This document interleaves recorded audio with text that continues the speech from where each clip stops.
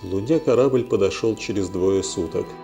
«Вся прелесть облета Луны, — подумал Андрей, — состоит в том, что у Луны нет атмосферы, а значит, можно на второй космической скорости лететь сколь угодно низко над поверхностью, если, конечно, не боишься врезаться в горы». Андрей проложил траекторию так, чтобы она проходила на высоте не более 2 километров над интересующей его точкой в море спокойствия, и приготовил автоматическую фотокамеру с телескопическим объективом. Луна приближалась. Андрей привык думать о Луне как о небольшом космическом теле с диаметром почти в 4 раза меньшим, чем у Земли, и в 80 раз меньшей массой.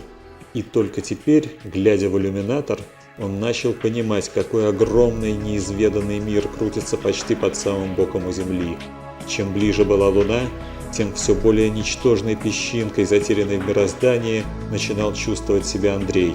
Лунные кратеры с диаметром в десятки, а то и сотни километров, увиденные не сверху, а сбоку на бреющем полете, казались стадионами, построенными для гигантов высотой с 10-этажный дом.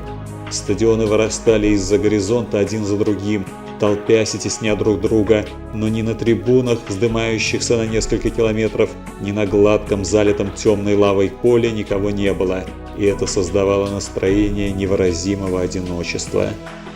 Глядя на испещренную кратерами, вздыбившуюся километровыми горами поверхность, можно было только догадываться, какая вакханалия слепых сил природы здесь когда-то разгулялась.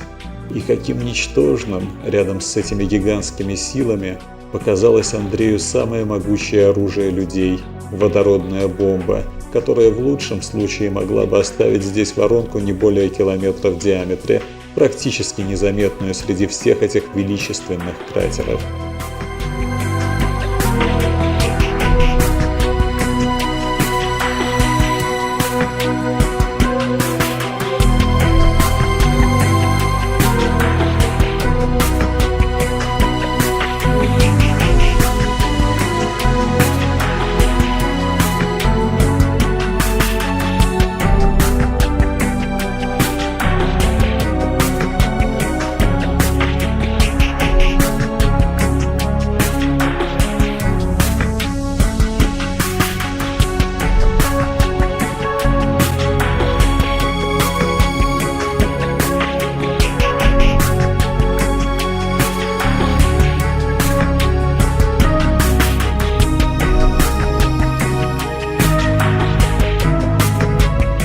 Корабль шел совсем низко над поверхностью.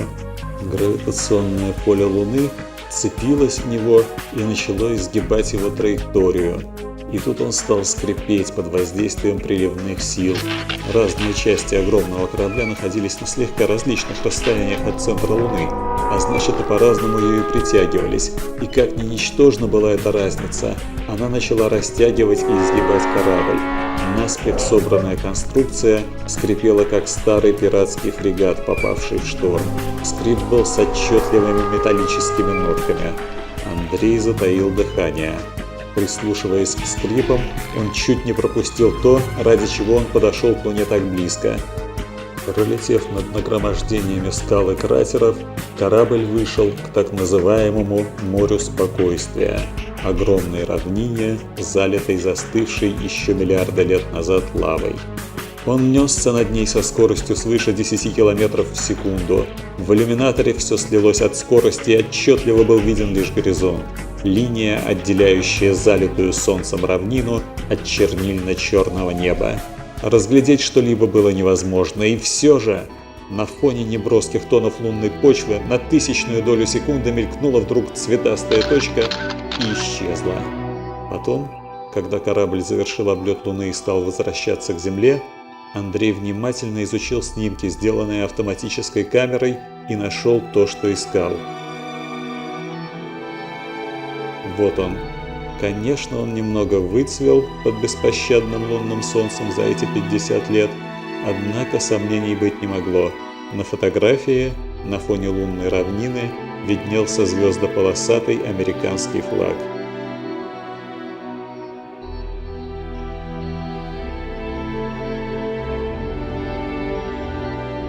Андрей хорошо помнил тот день, когда этот флаг был там установлен.